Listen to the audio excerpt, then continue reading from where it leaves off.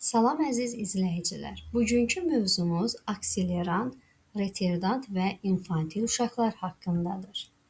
Akselerasiya latın dilindən götürülmüşdür, mənası sürətlənmə deməkdir.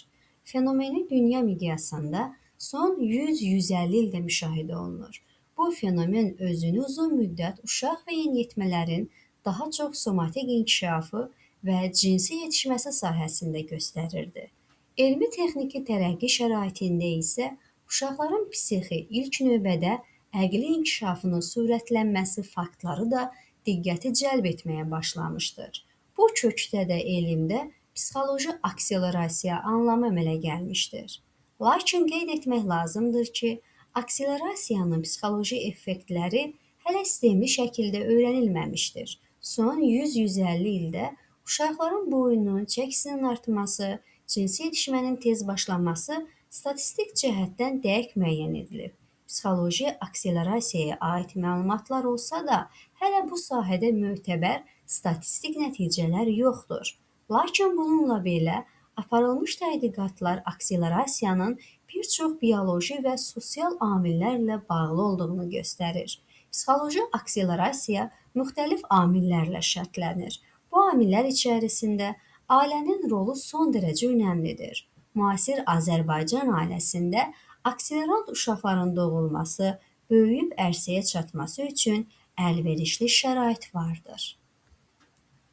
Bu gün akselerant uşaqlarla yanaşı retardant uşaqlara da təsadüf olunur. Bu söz latın mənşəlidir, ləngimə, yubanma mənasında işlənir.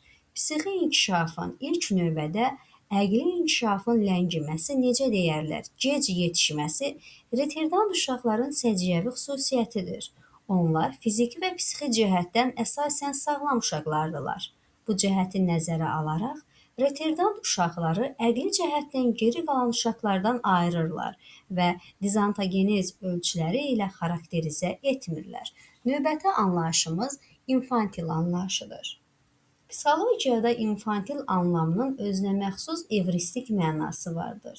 Əgər yeniyetməlik və ya böyük məktəbli yaşında şagird özünün müəyyən psixi keyfiyyətlərinə görə öz həmyaşıdlarına bənzəmirsə, daha çox tutaq ki, kiçik məktəblini xatırladırsa, bu zaman onlara infantil yeniyetmələr və ya böyük məktəblilər deyirlər. İnfantil latın sözüdür, körpəyə, uşağa məxsus deməkdir. Müasir təsəvvürlərə görə yeniyetmələrdə və ya böyük məktəblilərdə infantil xüsusiyyətlərinin əmələ gəlməsi müxtəlif amillərlə şərtlənsə də, daha çox uşaqların əzizlənməsi ilə bağlı olduğu infantil uşaqlar normal inkişaf edirlər.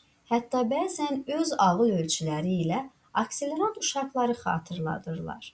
Lakin özlərinin emosional iradə sahəsinin yetkinləşməməsi ilə fərqlənirlər.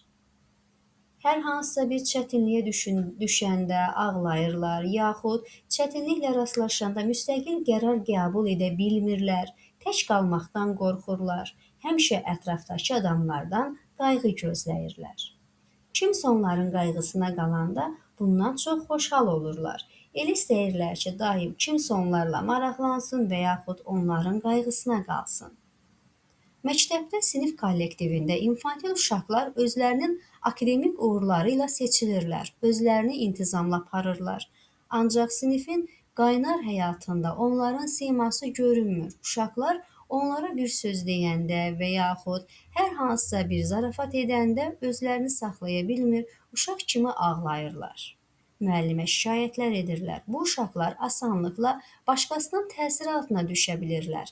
Çətin məqamlarda uşaq qərar qəbul etməkdə çətinlik çəkir və onları aldatmaq həddən artıq asan olur.